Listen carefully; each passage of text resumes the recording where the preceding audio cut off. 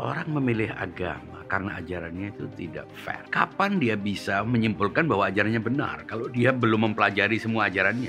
Yang kita sebut dengan pemimpin-pemimpin ini, itu metafora. Mengapa? Karena kedaulatan kepemimpinan itu sebenarnya dipegang oleh rakyat.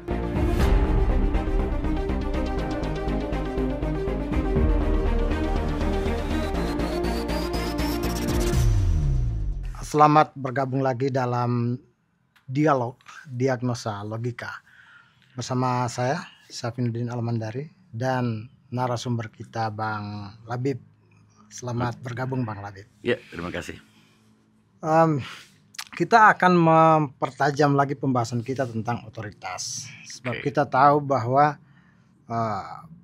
negara, sains maupun agama itu semuanya membutuhkan otoritas. Bahkan tanpa otoritas banyak sekali kemungkinan semua itu tidak terdefinisi dengan baik dan tidak ada arah. Tentu saja kita juga perlu mencurigai bahwa kadang-kadang otoritas disalahgunakan atau ditempatkan secara sangat tidak tepat sehingga justru menimbulkan tirani dan sebagainya. Nah, fenomena semacam itu menurut saya perlu diuraikan. Tapi ngomong-ngomong, yang pertama dulu tentu definisi dulu saya rasa ya. Otoritas ini apa sebenarnya? Apa hubungannya nanti dengan kekuasaan, dengan pemerintahan dan sebagainya, dengan pemimpin, kepemimpinan, nah, semuanya kan ada kaitannya dengan atau kewenangan. Kalau dalam bahasa kita mungkin kewenangan ya. Ya, otoritas kewenangan. Iya, kalau menurut saya Pak Safin, memang kita harus perjelas dulu makna-makna yang kita gunakan dalam setiap frase, setiap istilah. Makanya kalau kita bicara tentang agama, banyak orang bicara agama itu pada ajaran. Ya. Orang selalu menyebut agama itu kenapa seseorang menganut agama ini atau kenapa dia berpindah dari agama itu ke agama ini, ya karena ajarannya saya lebih mantap. Kadang alasannya lebih tenang melihat yang disampaikan oleh para agamawan di agama itu. Kalau menurut saya Pak Safin, orang memilih agama karena ajarannya itu tidak fair. Kenapa? Ya karena agama itu kalau dilihat dari ajaran, kapan dia bisa menyimpulkan bahwa ajarannya benar kalau dia belum mempelajari semua ajarannya? Kan agama itu kumpulan dari ajaran-ajaran. Agama yang lain juga begitu, kumpulan dari ajaran-ajaran. Ya, inti dari agama itu ajaran-ajaran. Nah, kalau orang menganut sebuah agama dengan alasan ajarannya benar, pertama, apakah dia sudah mempelajari semua ajaran dalam agama itu? Sehingga keputusan dia bahwa ini benar, itu valid. Kedua, apakah benar apakah agama lain itu salah? Dia sudah mempelajari ajaran-ajarannya. Pastilah kita semua menganut agama ini, agama apapun yang dianut oleh siapapun, itu faktanya kalau kita mau jujur bukan karena ajarannya. Yang paling mungkin karena ketelanjuran lah. Telanjur. Itu alasan gitu. Karena situasi determinan yang membuat kita terlahir di dalam lingkungan tertentu, akhirnya kita menjadi penganut sebuah agama. Itu terjadi prosesnya begitu saja. Bukan karena kita. Nah, kalau kita kemudian menggunakan akal kita hendak berpikir logis dan hendak bertanggung jawab terhadap apa yang kita yakini, ya kita melakukan rekonstruksi. Tapi rekonstruksi ini bukan berdasarkan mempelajari ajaran-ajarannya. Kita tidak bisa menganut sebuah agama yang di dalamnya ada ribuan bahkan mungkin jutaan ajaran. Lalu kita mempelajarinya dulu, akhirnya kita nggak sempat mengamalkannya. Mungkin sampai seumur hidup akhirnya nggak sempat menjalankan, tidak cukup waktu. Usia kita tidak cukup untuk. Kemudian apakah dia sudah melakukan komparasi dengan ajaran agama lain? Itu juga nggak sempat. Makin tidak sempat. Makin utopis. Jadi alasan menganut sebuah agama itu karena ajarannya itu sulit untuk diterima. Apa yang paling fundamental sebenarnya di dalam? Karena itu saya bilang yang paling tepat menerima agama itu karena landasannya, karena fondasinya. Nah, fondasi itu adalah otoritas menurut saya. Munculnya kepatuhan itu karena otoritas. Pasangan antara kewenangan dan kepatuhan. Kewenangan dan kepatuhan ini kan niscaya hubungannya seperti atas dan bawah, depan dan belakang. Iya, Kita iya. tidak mungkin berbicara tentang kewenangan tapi tidak melahirkan kepatuhan. Fungsi kewenangan itu adalah kepatuhan Iya, gitu ya, iya. kira ya. Melahirkan kepatuhan, Iya. otomatis berpasangan dengan kepatuhan. Iya, fungsinya. Kepatuhan juga kalau tidak ada kewenangan juga tidak bermakna. Sebagaimana kepatuhan juga kewenangan tanpa kepatuhan juga tak bermakna. Iya. Jadi kalau kita menerima sebuah prinsip bukan hanya agama sebetulnya. Itu karena fondasinya. Bedanya ada fondasi yang inherent. Ya. Fondasi inherent itu karena aksiomatik. 2 dikali 2 sama dengan 4 bukan karena otoritas. Ya. Tapi itu fondasinya apa? Aksioma. Ya. Nah, kalau fondasi agama bukan 2 ditambah 2. Karena sumbernya teks. Oh ya. Jadi sains, matematika itu kan tidak perlu otoritas. Karena apa? Setiap orang bisa mengkonfirmasi kebenaran aksioma itu. Makanya disebut aksioma a priori. Karena dia tidak memerlukan dia niscaya ya. Niscaya kan. Sementara agama itu kan teks, wahyu. Wahyu yang kemudian dalam bentuk tertulis, dalam bentuk bacaan. Artinya ujungnya teks. Kalau dalam agama Islam itu disebut Al-Quran. Itu artinya bacaan. Sesuatu yang dibaca. Alkitab itu sesuatu yang tertulis. Artinya tetap kembalinya kepada teks. Kita menerima dalam bentuk teks.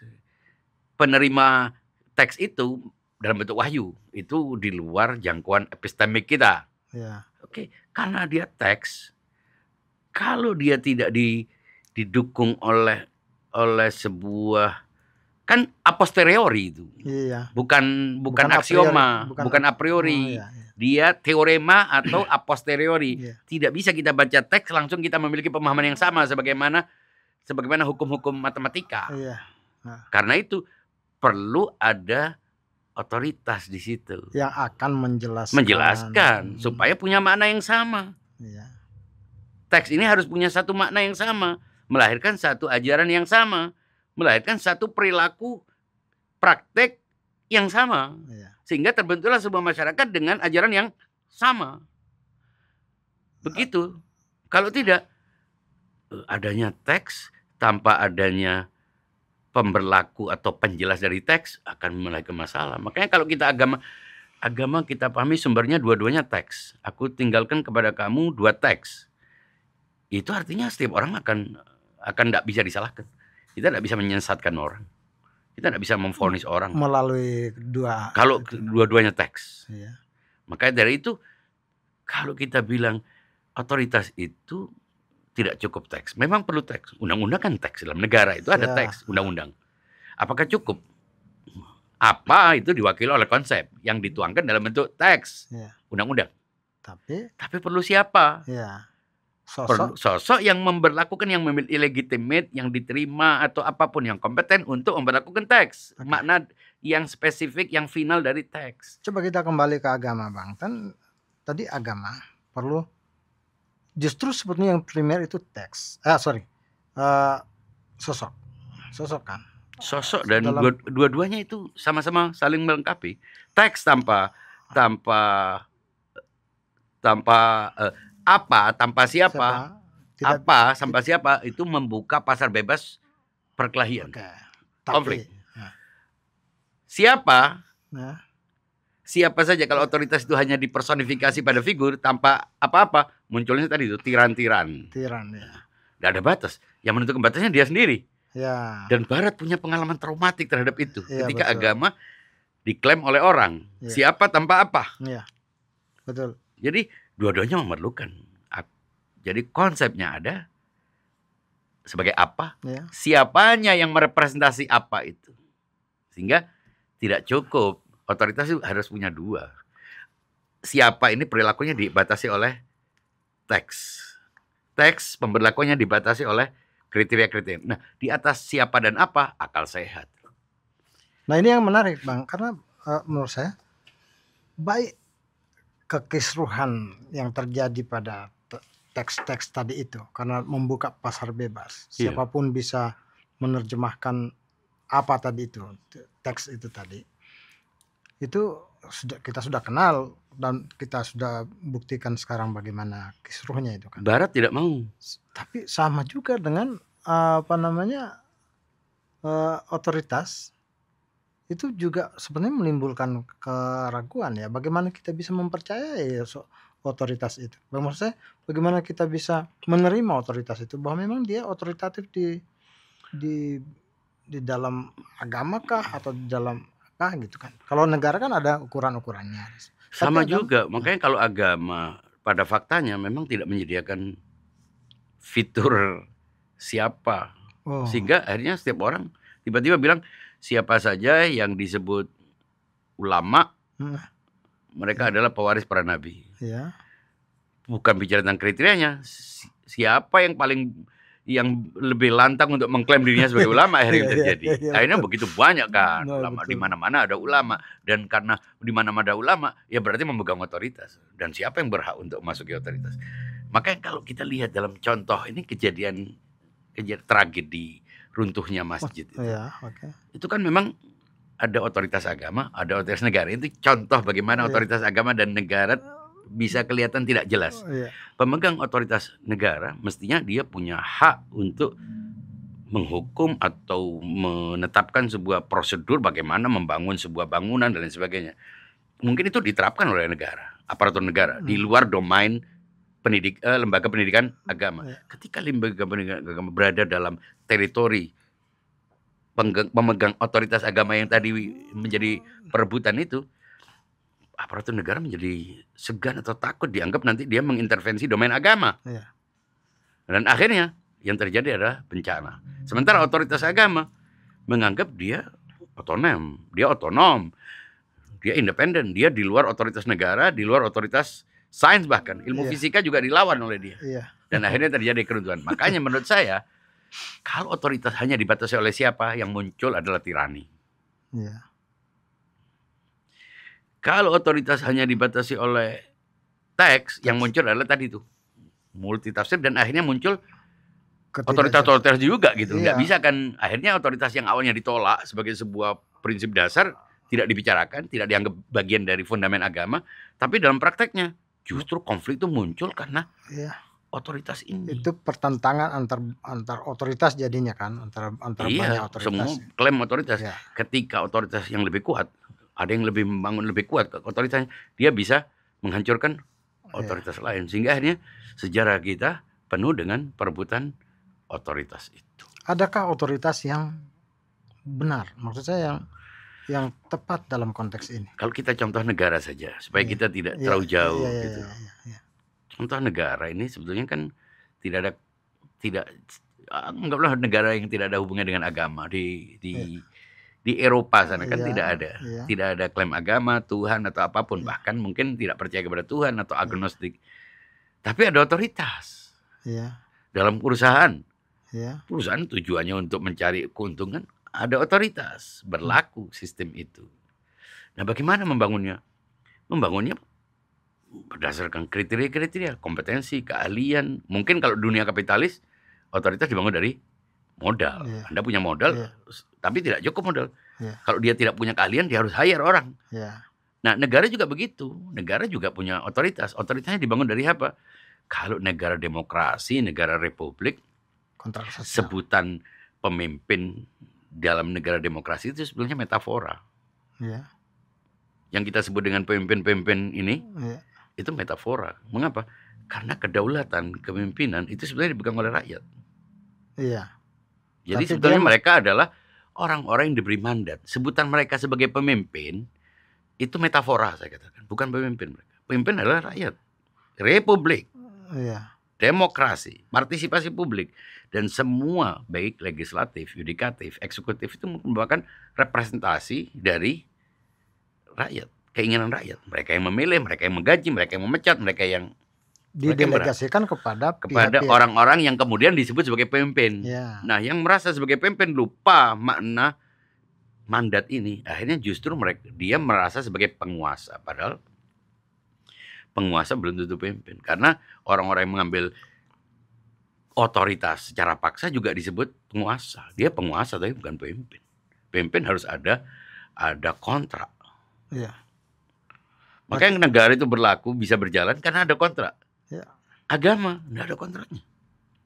Artinya faktanya ya nggak ada kontraknya. Jadi kalau kita bicara, Pak Safin tanya, Gimana otoritas yang benar dalam agama? Itu di tengah kesemrautan ini tidak relevan. Tapi apakah tidak perlu orang Mencari, merindukan atau membutuhkan iya, tapi agama kebanyakan orang juga nyaman sendiri dengan otoritasnya sendiri. Yang terjadi adalah begitu. Kalau ingin membangun otoritas, ya dalam komunitasnya sendiri, dalam kelompoknya sendiri. Tapi apa mungkin ketika masyarakatnya heterogen membangun otoritas atas nama agama? Makanya bagi saya otoritas agama itu domainnya agama. Otoritas negara domainnya negara. Kelihatan seperti sekuler saya. Memang betul. Sekularisme itu pilihan saya ketika memang masyarakatnya heterogen. Kenapa agama dan negara kita pisahkan? Ya karena negara mengikat setiap warga negara. Sementara agama mengikat setiap penganut agama. Itu pun tidak semuanya sama.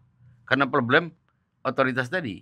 Problem multi penafsiran yang beragam. Sehingga tidak cukup hanya dengan menyebut satu nama agama, berarti semua penganut agama itu akan terikat dengan itu. Ada madhab, ada ormas, ada otoritas-otoritas kecil, ada pusat-pusat pendidikan agama yang masing-masing itu juga membentuk otoritasnya sendiri. Jadi yang paling gampang, apakah mungkin agama punya satu otoritas dalam satu domain atau global atau domain terbatas? Global misalnya, tapi pada akhirnya juga orang akan kalau tidak ada kontrak, ya nggak ada keterikatan. Nggak ada. Menurut saya itu sulit untuk diwujudkan. Dalam satu kelompok saja keterikatannya apa? Kontrak, negara kontrak. Negara ada kontrak sosial. Makanya kalau yang tidak ada kontraknya, tidak ada kriteria-kriterianya, tidak ada batasan-batasannya, kemudian ingin mengikat, itu menurut saya utopis. Utopis pasti. Cuma gini, secara historis ya, negara itu kan memang bisa ditelusuri kapan mulainya, kapan mulainya konsep itu diterima sebagai sebuah negara yang di dalamnya ada otoritas yang perlu dipatuhi, bahkan ada sharing power di situ dalam hal misalnya yudikatif, legislatif maupun eksekutif. Tapi kalau agama kan dari dulu, dari kita, maksud saya dia mendahului konsep-konsep kontrak sosial modern. Artinya kalau kita mau menguraikan otoritas di dalam negara gampang, karena kita tahu asal muasalnya dan sebagainya. Tapi kalau agama, sebenarnya agama ini apakah memang kita bisa menguraikan secara original otoritasnya itu? Agama ini otoritaskah atau teks itu tadi? Begini Pak Safin, karena kenyataannya sejak awal ada dua kelompok. Yang satu menganggap di dalam kelompok Islam ada yang menganggap otoritas itu ada pada teks. Saja. Ada lagi yang menganggap bahwa otoritas itu mendahului teks. Bukan teks. Otoritas itu ada pada sosok. Sosok ini merepresentasi teks. Sehingga teks ini tidak terbuka bagi interpretasi macam-macam orang. Ketika yang paling banyak justru mengatakan teks ini saja sebagai otoritas. Pertama, otoritasnya adalah Nabi. Setelah Nabi wafat, orang berselisih tentang otoritas. Disitulah terjadi. Nah, yang meyakini adanya otoritas dan tidak meyakini adanya otoritas, satu meyakini, yang lain tidak meyakini, sama dengan tidak ada otoritas. Karena otoritas tidak untuk dibicarakan, tapi diterapkan. Praktiknya tidak ada otoritas. Praktiknya tidak ada. Karena sifat dari otoritas itu sentral, tunggal, final. Tadi implisit Bang Labib mengatakan ada nabi pertama ya. Berarti dengan demikian berarti yang original dalam agama itu sebenarnya otoritas dulu kan? Artinya nabi dulu. Bukan. Yang pertama. Apa? Enggak nabi dulu, konsep kenabian mestinya kalau kita. Ya apa dulu kan? Ya apa dulu? Apa kriteria kenabian? Bagaimana? Itu kalau kita bukan berdasarkan ketelanjuran ya. Kalau kita merekonstruksi menyusun ulang, kita meyakini agama itu karena fondasi-fondasinya. Ketika kita percaya bahwa agama ini Tuhan itu pasti mengatur kehidupan manusia. Dan karena itu ada ajaran dari Tuhan untuk mengatur kehidupan manusia. Baru kemudian kita mencari ajarannya. Nah, ketika kita mencari ajarannya, Tuhan mengirimkan teksnya untuk menjelaskan bahwa itu adalah ajaran Tuhan, wahyu Tuhan. Ya. Nah, pertama, ketika dia berbentuk teks, dia harus menyediakan orang yang bisa menjelaskan teks ini agar tidak kemudian nabi itu kan adalah yang menjelaskan teks itu. Iya. Berarti tidak pernah berpisah dong, Bang. Artinya teks dan orang, sosok. Memang mestinya begitu. Makanya saya katakan jelas aja tidak bisa undang-undang tanpa pemimpin yang menjelaskan undang-undang, tanpa Mahkamah Konstitusi yang menjelaskan adanya sengketa penafsiran terhadap undang-undang. Akhirnya setiap orang berdasarkan penafsiran subjektifnya terhadap undang-undang, kemudian dia mengambil tindakan. Nggak bisa. Begitu juga agama. Kecuali kalau kita menerima agama ini adalah terbuka bagi interpretasi macam-macam, dan itu yang terjadi. Jangan lupa. Betul. Kita bicara tentang apa yang terjadi kan, bukan sedang berbicara tentang apa yang mestinya terjadi. Iya, bukan seharusnya ya. Iya, kita tidak bisa bicara, toh itu tidak berlaku juga buat orang lain. Yang terjadi ini adalah kumpulan dari berbagai macam interpretasi. Jalan keluarnya apa? Jalan keluarnya ya kita menerima setiap orang dengan interpretasinya. Menerima setiap orang dengan interpretasinya. Tapi kita menerima interpretasi itu, ya masing-masing orang harus puas dengan interpretasinya masing-masing. Dan karena terbuka bagi berbagai macam interpretasi, ya kita membangun interpretasi ulang tentang agama yang kita anut. Faktanya kan, tidak mungkin orang menggunakan haknya secara bebas untuk menginterpretasi agama. Mengapa? Sudah ada ada otoritas-otoritas yang dibangun di bawahnya, atas nama mazhab, atas nama figur ulama, atas nama lembaga ini, lembaga itu sebetulnya adalah sedang membangun otoritas. Masalahnya otoritas yang dibangun itu semu sebetulnya. Makanya kalau orang bicara tentang perselisihan soal Son Horak beberapa yang lalu, yang satu halal, satu haram, berlaku otoritas itu nggak mengikat masyarakat. Betul. Karena masyarakatnya sudah terpahami bahwa dalam agama ini otoritas tidak ada. Makanya daripada sibuk berdebat halal atau haram, lebih baik negara yang punya otoritas menjelaskan. Ukurannya bukan halal haram lagi. Ini mengganggu publik atau tidak? Mengganggu ketertiban umum. Jadi saya, Pak Safin, meskipun awalnya saya percaya agama itu meliputi semua aspek kehidupan, dan termasuk agama itu punya otoritas, dengan cara pandang saya tidak mungkin saya tidak mungkin meyakinkan orang lain tentang konsep otoritas ini, karena landasan epistemiknya berbeda sejak awal. Ketika teks dianggap aksioma, selesai sudah. Mestinya aksioma itu yang kembali kepada akal sehat. Ketika aksiomanya adalah teks, dia menyebutnya kitab suci lah. Setelah kitab suci baru kita bicarakan yang lain. Kalau kita kan tidak, itu kitab suci. Suci di tangan Nabi suci. Tapi ketika kita sampai kepada kita tetap memperlakukannya sebagai teks. Maka dari itu ada yang mendahuluinya supaya kita tidak berselisih dalam perbedaan pendapat. Kenyataannya kan apapun pendapat yang kita ambil itu berarti kita menambah keramaian penafsiran yang ada. Lebih baik serahkan kepada negara. Betul. Makanya saya bilang saya sekularis bukan karena saya membatasi bukan karena agama. Bukan karena agama itu tidak mencakup.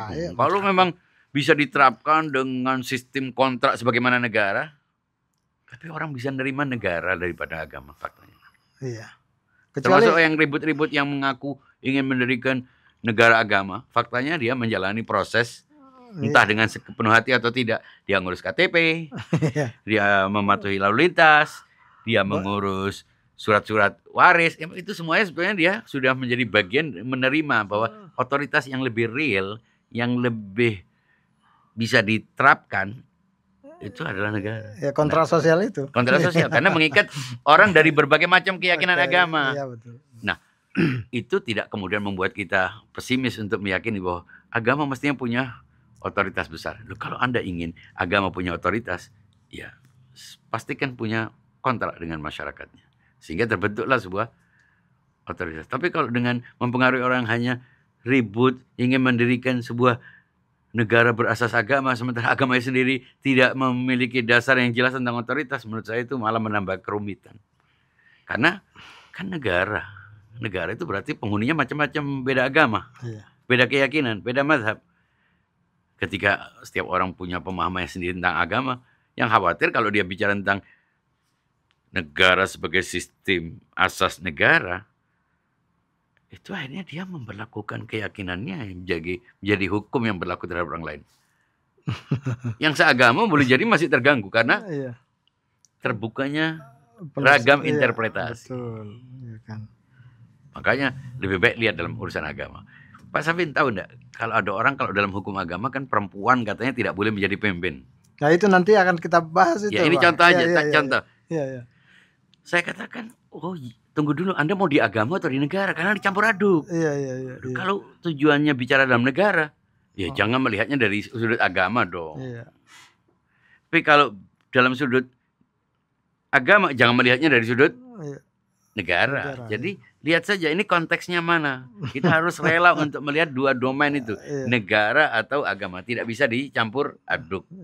Itu menurut saya. Betul. Nah, perbincangan ini kita akan lanjutkan. Tapi Siap. tadi kita sudah sampai pada satu semacam highlight dari pembicaraan kita ini, bahwasanya otoritas penting. Otoritas penting, tetapi dia mesti dilihat domainnya mana ini. Iya, agama atau negara atau di mana. Sains, ya. Dan semuanya memiliki wilayah yang harus dihormati kan sebenarnya. Iya. Sebenarnya agama-agama itu juga bicara tentang otoritas. Meskipun ada yang menetapkan otoritas sebagai prinsip, ada yang sambil jalan. Iya. Pada akhirnya juga membangun otoritas, termasuk otoritas agama yang seolah-olah posisinya dengan otoritas negara berbeda. Iya. Kalau membangun masjid, rumah ibadah, musola, itu otoritas agama. Sehingga otoritas sains bicara tentang konstruksi bangunan sesuai dengan ilmu tidak berlaku.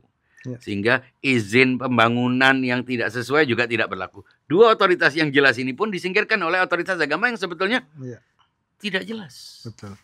Oke, kita akhirin sampai di sini dulu. Siap. Tapi nanti saya akan mencoba menelusuri lebih dalam lagi. Saya masih penasaran ini, Oke. Bang, tentang sebenarnya apakah mungkin pemikiran manusia itu sampai kepada suatu proses untuk melihat bahwa semesta ini memerlukan satu otoritas besar mungkin dengan proses peradaban yang menyempurna sedemikian rupa, dengan akal, dengan rasionalitas yang tinggi. Kemudian teks-teks kebenaran itu akan dipasrahkan kepada satu otoritas yang diakui oleh semua orang. Apakah mungkin begitu? Karena idealitas banyak orang. Mungkin aja sekarang justru otoritas, kalau Pak Safin kita mau joke, otoritas algoritma. Itu kan kita nyerah kepada otoritas algoritma. Menjadi penguasa yang kita tidak bisa membantah. Betul. Otoritas baru yang muncul. Jadi kan teringat kita pada Yuval Noah Harari kan. Bagaimana algoritma membentuk kecenderungan kita, kita serahkan data-data kita diarahkan, itu semuanya menunjukkan bahwa ada pengakuan pasrah kita. Dan orang-orang dari berbagai macam kalangan, sukarela. Orang-orang yang dari macam kalangan ya kan, majemuk segala macam itu, tanpa membedakan agama dan sebagainya, berada dalam satu kepatuhan global. Kepatuhan digital. Otoritas digital. Mantap sekali. Baiklah, kalau begitu kita cukupkan dulu sampai di sini perbincangan kita. Saya nanti akan mencoba membahas tentang turunan dari perbincangan kita ini. Seperti misalnya kepemimpinan. Ada nanti kepemimpinan pemimpin non-muslim, dalam negara muslim, pemimpin perempuan, sempat menjadi masalah di Indonesia ini, di Pilkada Jakarta. Ya, saya rasa boleh begitu. kita bahas. Kita akhiri sampai di sini, Bang. Oke, Assalamualaikum warahmatullahi wabarakatuh. Waalaikumsalam warahmatullahi wabarakatuh.